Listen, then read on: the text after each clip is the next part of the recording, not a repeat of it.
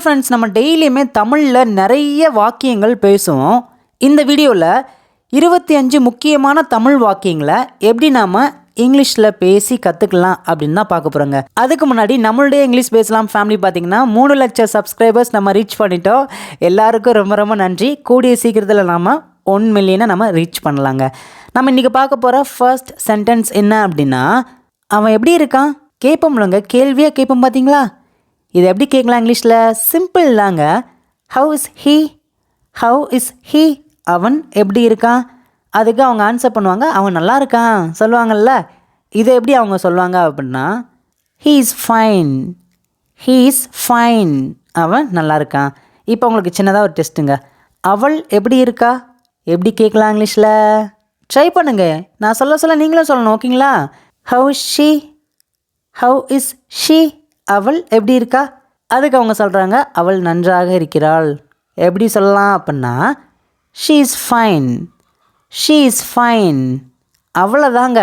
இப்படி சின்ன சின்ன சென்டென்ஸாக நம்ம இங்கிலீஷில் பேச ஆரம்பிச்சிட்டோம் அப்படின்னா நீங்கள் தயங்காமல் இங்கிலீஷ் பேச ஆரம்பிச்சிருவீங்க. நெக்ஸ்ட் சென்டென்ஸ் பாருங்களேன். உள்ளே போகாத அப்படின்னு சொல்லுவோம்ல, எப்படி சொல்லலாம் அப்படின்னா, டோன்ட் கோ இன்சைட்.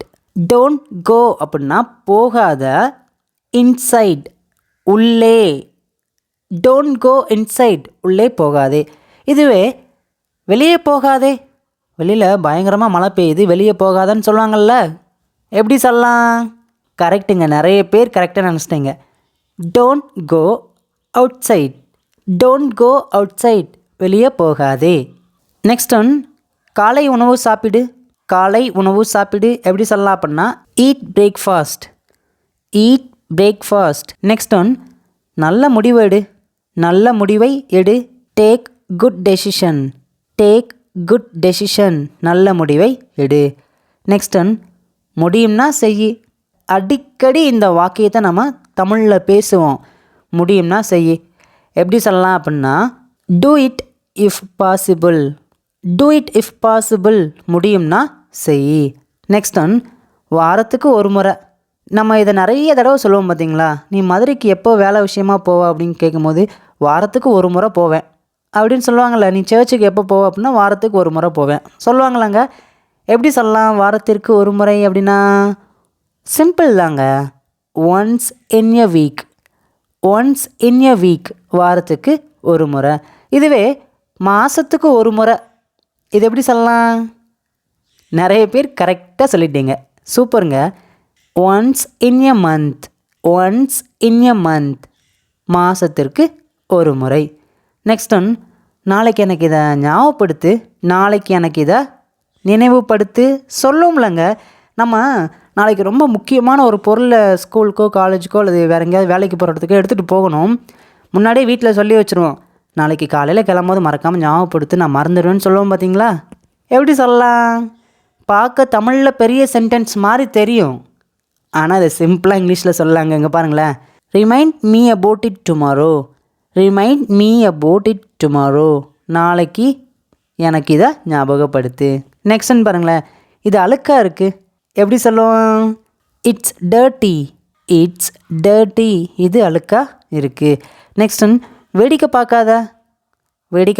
ஸ்கூலில் டீச்சர்ஸ்லாம் பாடம் எடுப்பாங்க. அப்போது பசங்களை ஒரு சில பேர் என்ன பண்ணுவாங்கன்னா, ஜன்னல் வழியாக வேடிக்கை பார்த்துக்கிட்டு இருப்பாங்க. அப்போ அங்கேருந்து முன்னாடி இருந்துட்டு சொல்லுவாங்க, டீச்சர் என்ன சொல்லுவாங்கன்னா, டோன்ட் லுக் ஆன் வேடிக்கை பார்க்காத. நெக்ஸ்ட் ஒன், ஏன் என்கிட்ட கேட்குற, எனக்கு இதுக்கு எந்த சம்மந்தமும் இல்லை, ஏன் என்கிட்ட கேட்குற எப்படி கேட்கலாம்? Why are you asking me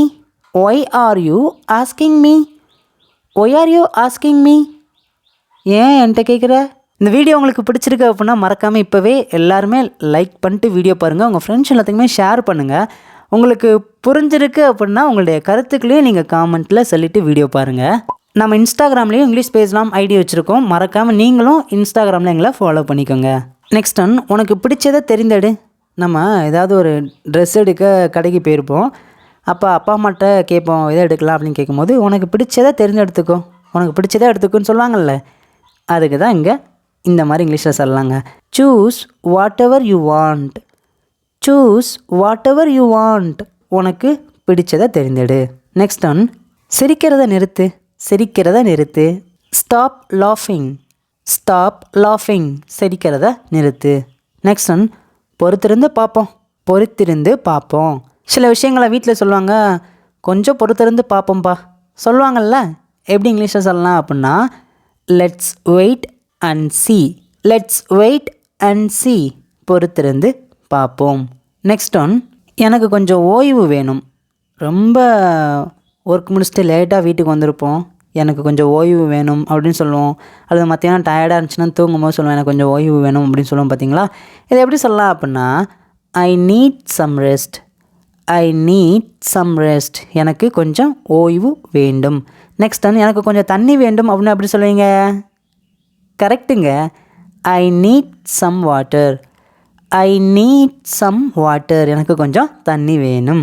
இந்த மாதிரி நீங்கள் நிறைய சென்டென்ஸ் நீங்களாகவே பேசுங்க. இப்போ நீங்கள் உங்களுக்கு வேணும் அப்படின்ட்டு ஏதாவது ஒரு சென்டென்ஸை தமிழில் யோசிச்சுக்கோங்க. அதுக்கு இங்கிலீஷில் என்ன வருதுன்ட்டு இப்போவே நீங்களாக ஓனாக ஏதாவது ஒரு சென்டென்ஸ் யோசித்து இப்போவே காமெண்ட்டில் சொல்லிடுங்க. நெக்ஸ்ட் ஒன், யாருமே என்னை பற்றி கவலைப்படுவதில்லை. சில நேரங்களில் சோகமாக இருக்கும்போது சில பேர் சொல்லுவாங்க, யாருமே என்னை பற்றி கவலையே படுறதில்லை அப்படின்னு சொல்லுவாங்கள்ல. Nobody CARES about me. Nobody CARES about me. யாருமே என்னை பற்றி கவலைப்படுவதில்லை. நெக்ஸ்ட் ஒன், ஏதாச்சும் வேணும்னா சொல்லு. தயங்காமல் சொல்லுவோம் பார்த்தீங்களா, ஏதாச்சும் வேணும்னா சொல்லு. இதை எப்படி இங்கிலீஷில் சொல்லலாம் அப்படின்னா, tell me if you need anything. Tell me அப்படின்னா என்னிடம் சொல்லு. இஃப் யூ நீட் எனிதிங், உனக்கு ஏதாச்சும் வேணும்னா. மொத்தமாக சொல்லுங்கள், tell me if you need anything. உனக்கு ஏதாவது வேணும்னா சொல்லு. நெக்ஸ்ட் ஒன், நான் நேற்று கோவிலுக்கு போனேன். எப்படி சொல்லலாம்? சிம்பிள் தாங்க. தமிழில் பெரிய சென்டென்ஸ் மாதிரி தெரியுங்க, ஆனால் இங்கிலீஷில் நீங்கள் அதை சென்டென்ஸாக எழுதி பேச ஆரம்பிச்சிட்டிங்கன்னா சிம்பிளாக இங்கிலீஷ் கற்றுக்கலாம். I went to the temple yesterday. I went to the temple yesterday. இதுவே நீங்கள் சொல்கிறீங்க, நான் நேற்று கல்லூரிக்கு போனேன். இதை எப்படி சொல்வீங்க? எப்படி சொல்லலாம்? கரெக்டுங்க, நிறைய பேர் கரெக்டாக சென்டென்ஸை இப்போ நீங்கள் வாயிலே சொல்லிட்டீங்க. எப்படி சொல்லலாம் அப்படின்னா, I went to the college yesterday. I went to the college yesterday. Final sentence உங்களுக்கு ஹோம்ஒர்க்குங்க. நான் நேற்று பள்ளிக்கு போனேன்.